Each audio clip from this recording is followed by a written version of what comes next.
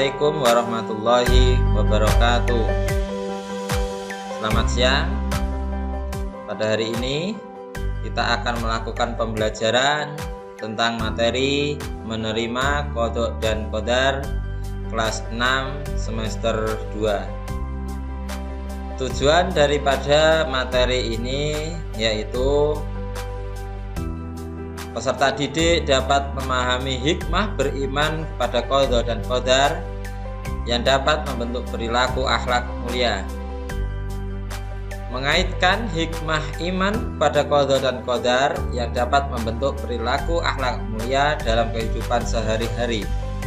Melalui metode mind mapping, peserta didik dapat menyimpulkan dari hikmah beriman kepada qadha dan qadar dalam membentuk akhlak mulia dalam kehidupan sehari-hari.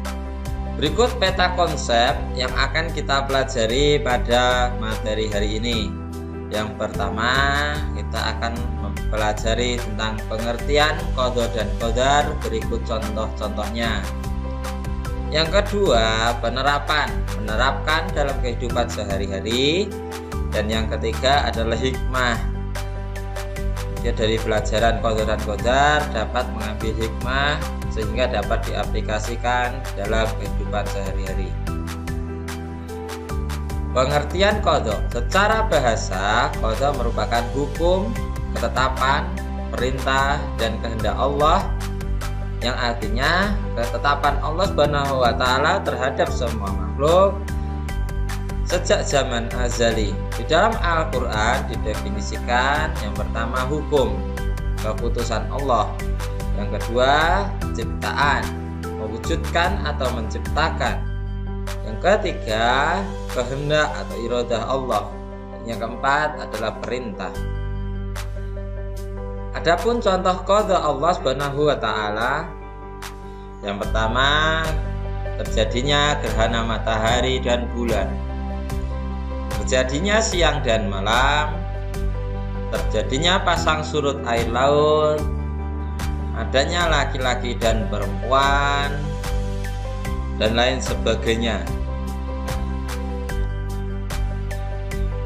Berikutnya pengertian qadar.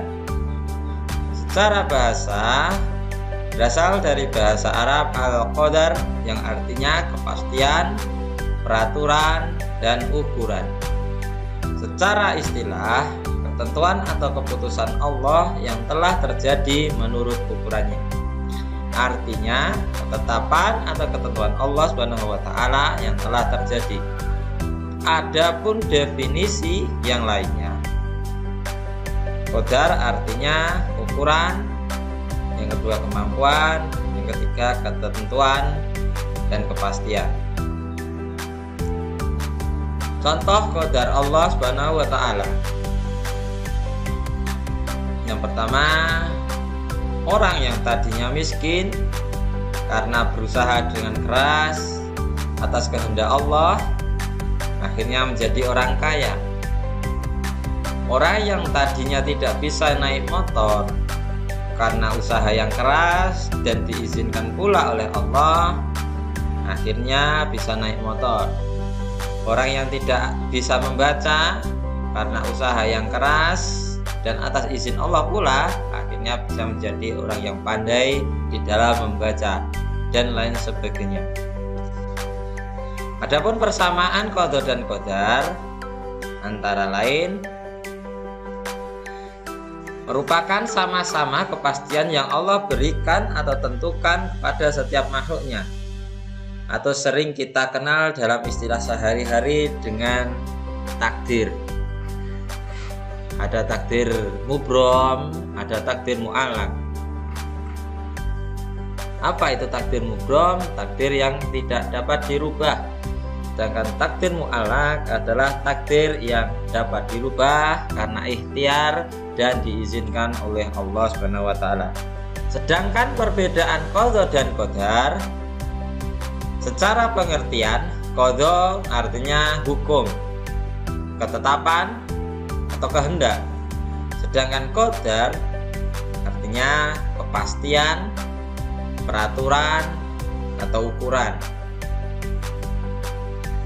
Perbedaan secara sifatnya, qadha sifatnya tidak dapat diubah, sedangkan qadar sifatnya dapat diubah karena adanya ikhtiar dan izin dari Allah.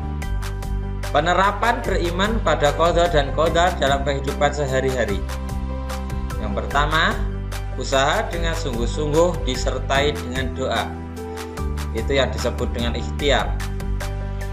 Yang kedua, menyandarkan segala urusan kepada Allah Subhanahu wa taala atau yang sering kita kenal dengan istilah tawakal.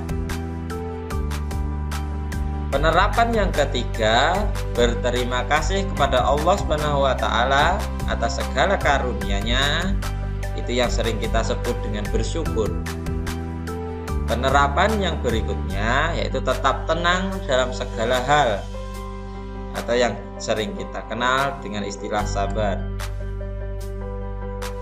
Adapun hikmah beriman pada qadha dan qadar, yang pertama, menambahkan rasa syukur pada Allah Subhanahu wa taala. Yang kedua, terhindar dari sifat sombong. Yang ketiga, meningkatkan rasa optimis. Yang keempat, meningkatkan rasa sabar. Yang kelima, lebih mendekatkan diri kepada Allah Subhanahu wa taala.